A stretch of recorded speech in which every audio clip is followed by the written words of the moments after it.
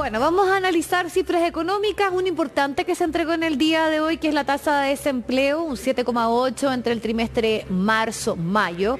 Esto equivale a un descenso de 2,2 puntos porcentuales en los últimos 12 meses. Para poder profundizar en esta cifra, estamos ya con Belén Vázquez, que nos va a explicar. ¿Qué tal, Belén? ¿Cómo estás? Hola, Vivi. Siempre es importante mirar esto porque además está súper relacionado al contexto de ir dejando atrás un poco la pandemia, donde hubo, por cierto, una reducción significativa, no solo en nuestro país, en el mundo.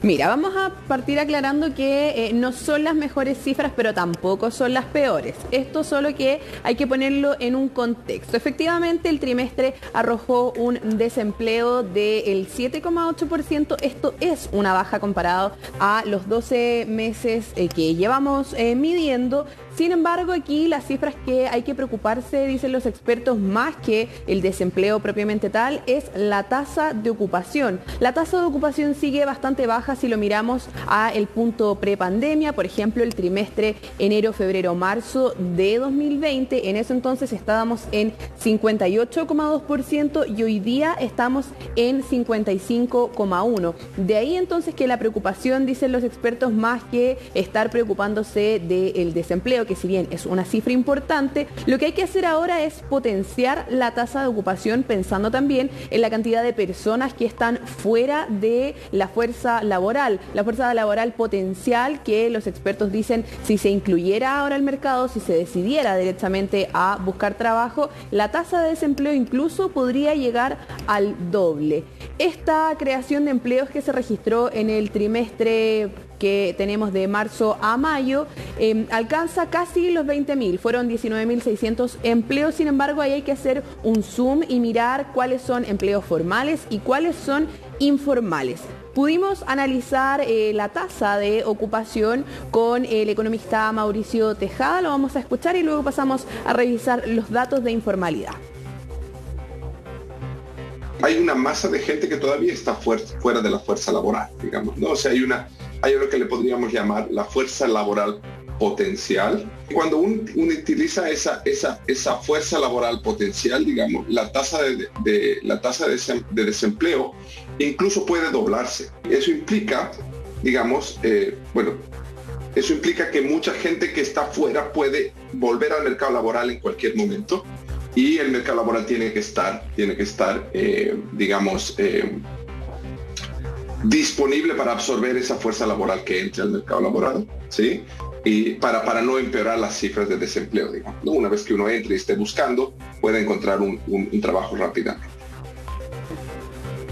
Una de las cifras que destacó durante esta mañana el Instituto Nacional de Estadísticas tiene que ver con la recuperación de empleos comparado al punto más bajo de la pandemia, y de mirado a ese punto se han recuperado cerca de 1.800.000 empleos, lo que equivale al 95% de las plazas que se perdieron durante esta emergencia. Ahora bien, ahí hay que poner ojo porque el punto de comparación es prepandemia, pero hay que tener en cuenta que la fuerza laboral ha seguido aumentando, y si tomamos ese indicador, lo que yo les comentaba antes de escuchar al economista, la tasa de ocupación más que el desempleo, entonces la cantidad de puestos de trabajo que se necesitan para llegar a los niveles prepandemia ya no serían 208.000, serían 490.000, una cifra que evidentemente es bastante más alta y supone un desafío para una economía que está enfrentando ya los inicios de una desaceleración, y que eso trae consigo aumentos en la tasa de informalidad. La tasa de informalidad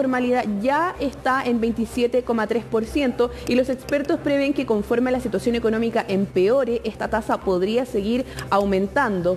El punto es que las personas, con el afán de no perder sus ingresos, empiezan a tomar estos empleos, empiezan a surgir, por ejemplo, emprendimientos en casa, y ahí dicen el problema no es emprender, sino el problema es hacerlo en la informalidad. De ahí entonces que el llamado es, por ejemplo, a cotizar en el sistema de AFP, también en el sistema de salud, porque finalmente van a seguir considerándose personas ocupadas, pero van a pasar a engrosar esta tasa de informalidad, que sigue siendo entonces un punto bien importante. Pudimos conversar también de la tasa de ocupación informal con el director del Observatorio del Contexto Económico de la UDP, Juan Bravo, lo vamos a escuchar a continuación.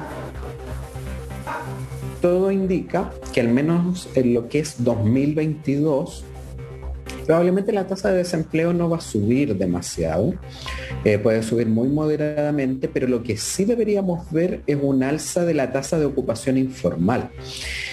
Porque lo que ocurre es que muchas personas, justamente para evitar el desempleo, cuando no hay buenas oportunidades de obtener empleos formales, entonces toman empleos informales, porque en definitiva las personas necesitan generar ingresos para sus hogares.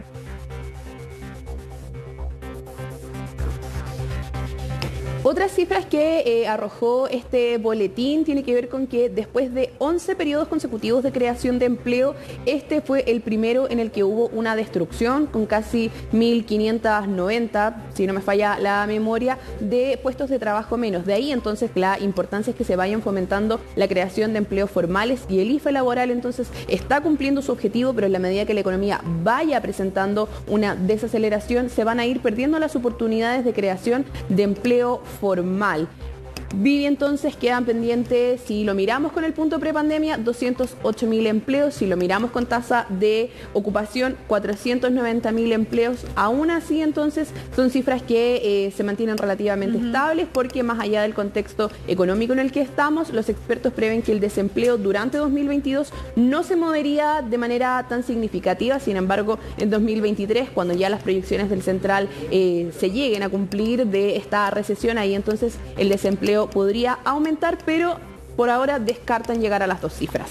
Ya, o sea, hay que estar pendientes, probablemente ya el próximo año se manifieste, pero siempre hay que mirar con detención a lo que planteaban los especialistas. Tú también nos aclarabas la calidad del tipo de empleo y ojalá que siempre estos sean formales, porque los otros obedecen una situación circunstancial muchas veces. Exactamente.